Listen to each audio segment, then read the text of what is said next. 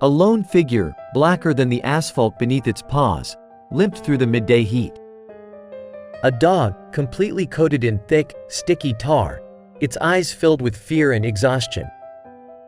It was a sight that stopped people in their tracks, their initial disgust quickly replaced by concern. Calls flooded the police station, citizens reporting the pitiful sight. A patrol car arrived, the officers hesitant at first, but ultimately deciding to take the dog in. The journey was a nightmare for the animal, each bump in the road sending a wave of pain through its tar-caked body. The officers, though hardened by their work, were touched by the dog's quiet whimpers.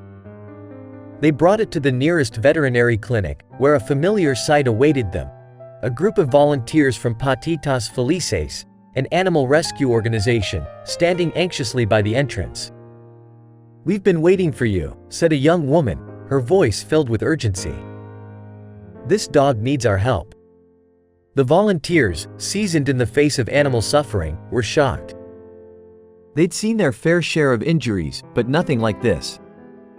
The tar, hardened by the sun, clung to the dog's fur like a second skin, suffocating its movement and probably causing excruciating pain.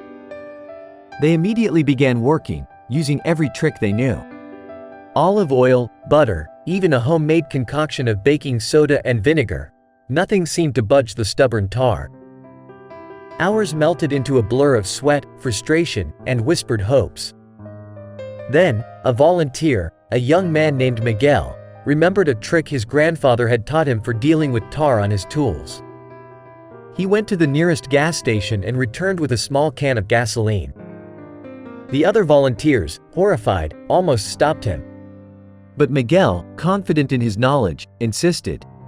He carefully applied the gasoline to a small patch of tar, working slowly and gently. A miracle unfolded. The frozen tar, weakened by the gasoline, began to loosen.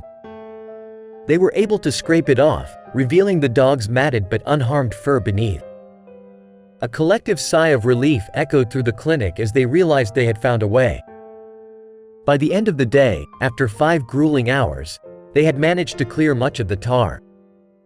The dog, visibly exhausted but breathing easier, lapped up the water offered to her. They named her Petra, after the saint who protects animals. The next day, the volunteers, their arms sore and spirits high, continued their work.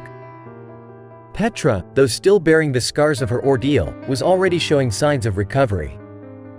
She wagged her tail, tentatively at first, then with increasing enthusiasm. She seemed to understand their efforts, her eyes reflecting gratitude. Miguel posted a picture of Petra on the website, a caption detailing her rescue. Weeks later, Petra was a completely different dog. Her fur, though still somewhat scarred, shone with health. She had become a playful, affectionate companion, a constant reminder of the bond between humans and animals.